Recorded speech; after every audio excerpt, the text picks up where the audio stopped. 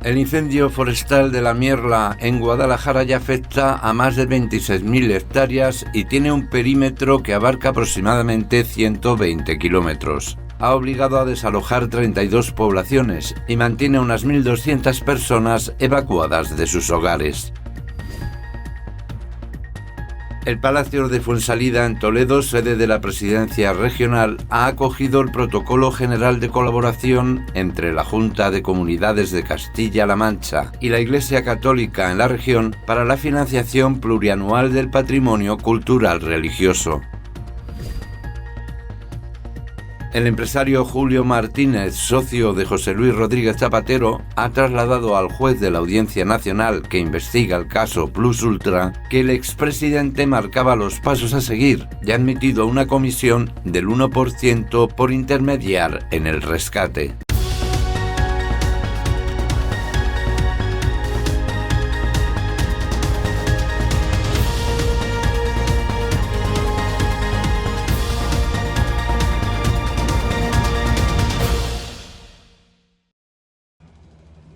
El incendio de la Mierla, Guadalajara, ha afectado ya a más de 26.000 hectáreas y sigue todavía lejos de estar controlado, con un perímetro que abarca aproximadamente 120 kilómetros. Además, ha obligado a desalojar 32 poblaciones y mantiene unas 1.200 personas evacuadas de sus hogares. El presidente regional Emiliano García Paje ha participado en la reunión del CECOPI, acompañado entre otros de la consejera de Desarrollo Sostenible Mercedes Gómez y el delegado del Gobierno en la región José Pablo Sabrido. García Paje ha apuntado que este es, en términos de superficie, el mayor incendio que ha visto Castilla-La Mancha.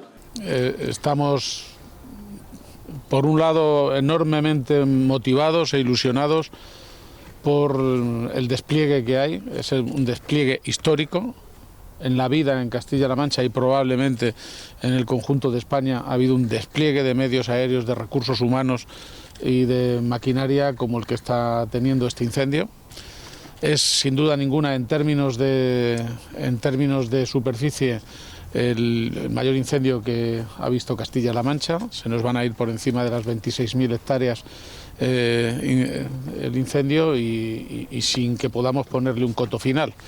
Siendo grave y muy grave realmente todo el problema de la masa forestal y del campo que se está perjudicando, que se está quemando, lo verdaderamente importante para nosotros ha sido proteger las vidas humanas. Vamos a poder con el incendio, que lo tenga la gente muy claro, pero la prioridad, una vez que se ponen a salvo las vidas humanas, la prioridad absoluta está, por supuesto, en proteger los núcleos urbanos. La característica definitiva de este incendio es en complejidad es el mayor que hemos abordado en nuestra historia. Y seguramente en España, porque cuando hablamos de la España deshabitada, de la desocupación, despoblada, realmente estamos hablando de que hay zonas inmensas de territorio que están llenas de micromunicipios, micronúcleos de población.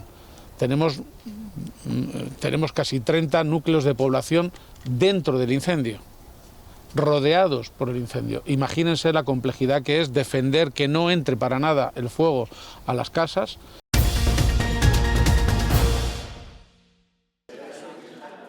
El Palacio de Fuensalida en Toledo, sede de la Presidencia Regional, ha acogido el Protocolo General de Colaboración entre la Junta de Comunidades de Castilla-La Mancha y la Iglesia Católica en la región para la financiación plurianual del patrimonio cultural religioso. En este contexto, el presidente autonómico ha asegurado que en el gobierno de Castilla-La Mancha no se levantan muros.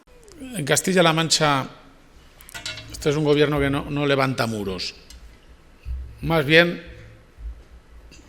arreglamos los muros de las iglesias, de los monumentos y las murallas históricas, algunas muy importantes. Y esto se traduce al final en poder llegar a un consenso, un acuerdo, que si se ve con perspectiva puede decirse que hoy por hoy, desde la llegada de la autonomía, una parte muy importante del patrimonio cultural y dentro de ese, el más mayoritario, del patrimonio cultural y religioso, está mejor que antes de que tuviéramos comunidad autónoma. El protocolo de actuación, que alcanza los 4 millones de euros, se reparte en 2 fases bianuales. Ahora podemos sentirnos orgullosos de haber llegado al punto más alto de esa colaboración. Van a ser 4 millones de euros a lo largo de los próximos 4 años, en 2 fases bianuales. Esto también va a ayudar a que sea más operativo el gasto y las justificaciones, y que entre todos seamos más realistas a la hora de gestionar un dinero que está muy a expensas de la dificultad de las propias obras.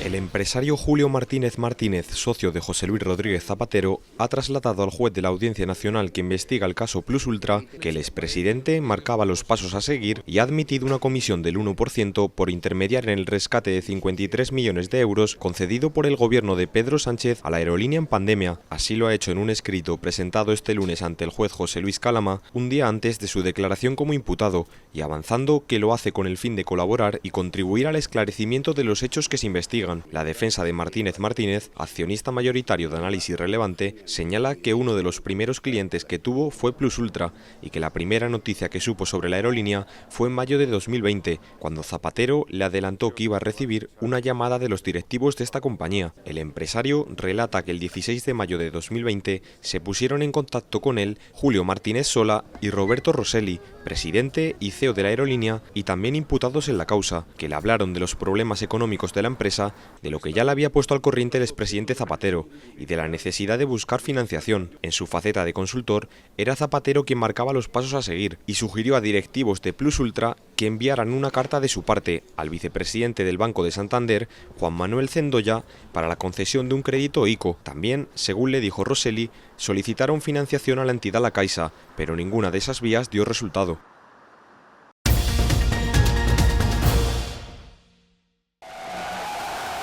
Este es el momento en el que nos hemos trasladado en el tiempo. 16 años después, España ha vuelto a tocar el cielo. Y lo ha hecho casi como entonces, con un 1-0 ante Argentina, sufriendo hasta la prórroga y con un gol que ya es historia como aquel de Iniesta en Sudáfrica. Hoy es un día histórico para el país. ¡Campeones del mundo! Vamos, no hay noche para celebrar 2 estrellas. Ni las 11 paradas del meta argentino Emiliano Dibu Martínez, ni los 2 goles anulados, ni las polémicas decisiones arbitrales evitaron que España acabara levantando la Copa del Mundo. Aunque nos hayan robado 2 goles, ni con eso pueden. ¡Nos han robado! Los goles han sido tremendos. ¡Pero hemos ganado! Y cuando el reloj marcaba el minuto 106, llegó el momento que todo un país esperaba. Ferran Torres recogía el testigo de Iniesta y firmaba el gol que devolvía a España a la cima del fútbol mundial. Iniesta es mucho Iniesta. Bueno, Iniesta es mucho Iniesta, sí. Pero sí es verdad que hay muy buen equipo, sobre todo en el colectivo, nada de individualidad. Y hay futuro, un equipo muy joven y hay mucho futuro todavía. En Colón no cabía un alma, abrazos entre desconocidos, lágrimas, bengalas, banderas al viento y una celebración que se alargó mucho después del pitido final. 16 años después, España vuelve a tener 2 estrellas sobre el escudo. Una nueva generación escribe su propia historia y todo un país vuelve a celebrar que es campeón del mundo.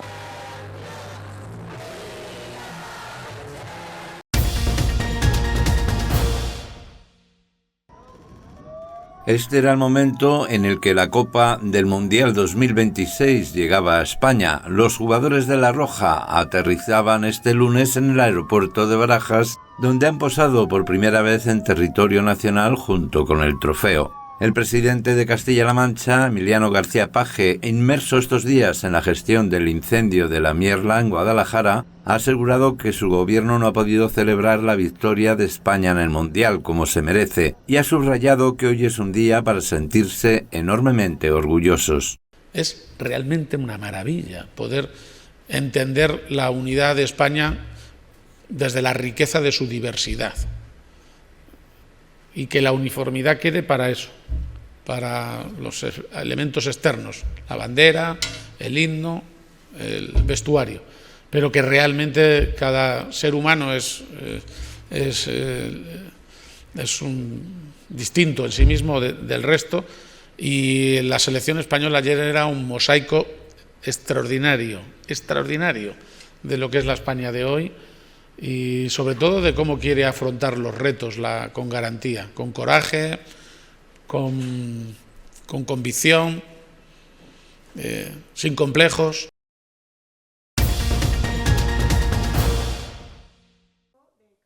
Se frena la carrera de las hipotecas. Después de casi 2 años de subidas consecutivas, la firma de préstamos para comprar vivienda registra su primer descenso. En mayo se constituyeron algo más de 42.000 hipotecas, un 0,1% menos que hace un año, según datos publicados este lunes por el INE. Es el primer descenso después de 22 meses encadenando incrementos. Una caída pequeña, pero que marca un cambio de ritmo respecto al dato de abril, cuando las hipotecas todavía crecían un 2,3%. Y también cambia el coste de financiar una vivienda. El tipo de interés medio de los nuevos préstamos subió en mayo al 2,98% frente al 2,9% del mes anterior. Es su nivel más alto desde noviembre, aunque acumula ya 16 meses por debajo del 3%. El Grupo Ciudades Patrimonio de la Humanidad ha celebrado este sábado su Asamblea General, una cita en la que, además de tomar decisiones estratégicas de cara a seguir creciendo, las 15 ciudades han dado la bienvenida a la nueva presidencia, ostentada a partir de este mes y durante un año por el anfitrión del evento, Rubén Viñuales, que releva en el cargo al alcalde de Segovia. Es la primera vez que la ciudad de Tarragona ostenta la presidencia del Grupo Ciudades Patrimonio de la Humanidad de España.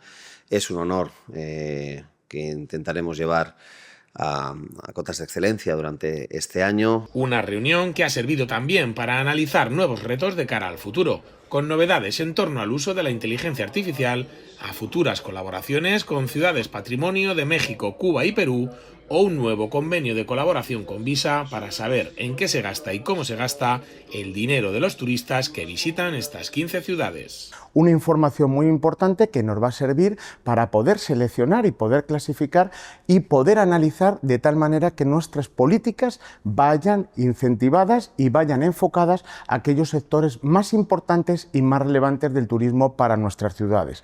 Y ha sido una asamblea bastante fructífera en cuanto al trabajo, porque hemos cambiado la presidencia y lo que se ha hecho ha sido planificar a un año vista las innovaciones, las iniciativas más interesantes que queremos desarrollar como grupo. En la sesión se ha avanzado también en la inminente celebración del voluntariado Guardianes de la Muralla en Ávila o en cómo mejorar la promoción internacional, así como la desestacionalización del turismo para dinamizar la economía local durante todo el año. Y seguimos trabajando para seguir fomentando a nivel internacional cuál es la presencia de nuestro grupo, seguir en una nueva estrategia de comunicación para también atraer una atracción de turismo a nuestras 15 ciudades, pero turismo de calidad. Y entre otros asuntos se ha presentado un plan de trabajo de promoción turística de las 15 ciudades a nivel nacional e internacional y por supuesto también hemos dado la bienvenida a nuevos trabajadores y técnicos del grupo que van a ayudarnos en las tareas y en los trabajos que tenemos por delante. Alcalá, Ávila, Baeza, Cáceres, Córdoba, Cuenca, Ibiza, Mérida, Salamanca, Santiago de Compostela, San Cristóbal de la Laguna, Segovia, Tarragona, Toledo y Úbeda continúan así expandiendo su suma de fuerzas en una agrupación que sigue innovando para atraer a un turismo de calidad a las ciudades españolas con más riqueza patrimonial.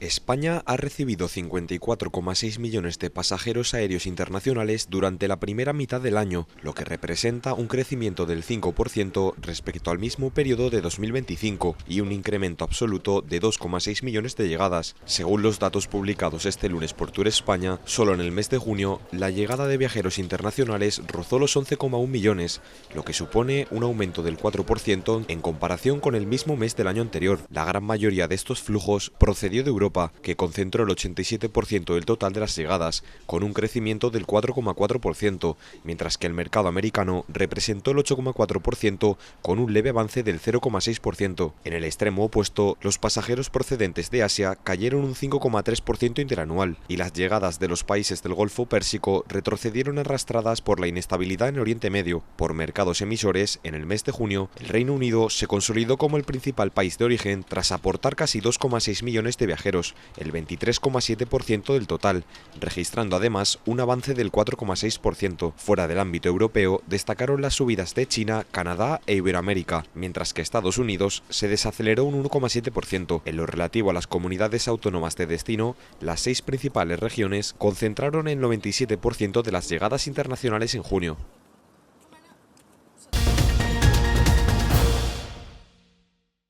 El secretario de Estado de Vivienda y Agenda Urbana, David Lucas, ha fallecido este lunes a los 58 años, según han confirmado fuentes del Ministerio de Vivienda y Agenda Urbana.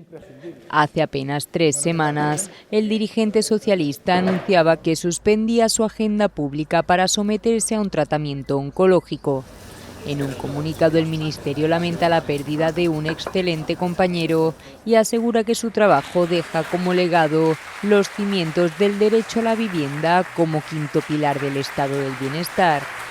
Doctor en Derecho y con una amplia trayectoria institucional, Lucas fue alcalde de Móstoles entre 2015 y 2018, secretario de Estado de Transportes, senador y portavoz del PSOE en el Ayuntamiento de Madrid, además de desempeñar distintos cargos vinculados al municipalismo tanto en España como en organismos internacionales.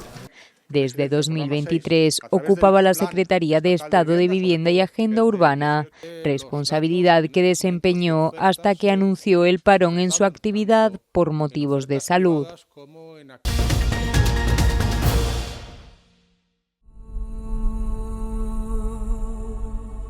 ¿No lo recuerdas? Era uno de los títulos más esperados del año y no ha defraudado. La Odisea, la adaptación de Christopher Nolan del clásico de Homero, ha triunfado en su primer fin de semana en los cines, convirtiéndose con más de 264 millones de dólares a nivel global en el estreno más taquillero del director británico. Mi padre va a regresar. Añoras un padre al que ni siquiera has conocido.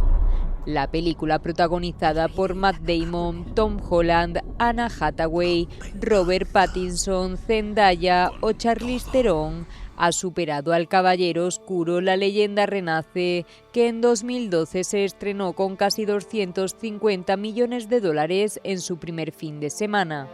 ¿Le han matado? No estoy segura.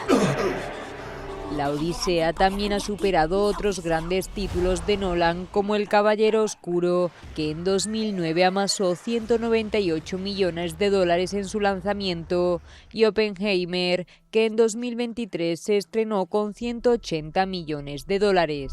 Y sé lo que significaría. Con estas impresionantes cifras, la película, con un presupuesto estimado de 250 millones, se convierte en el tercer mejor estreno de todo 2026.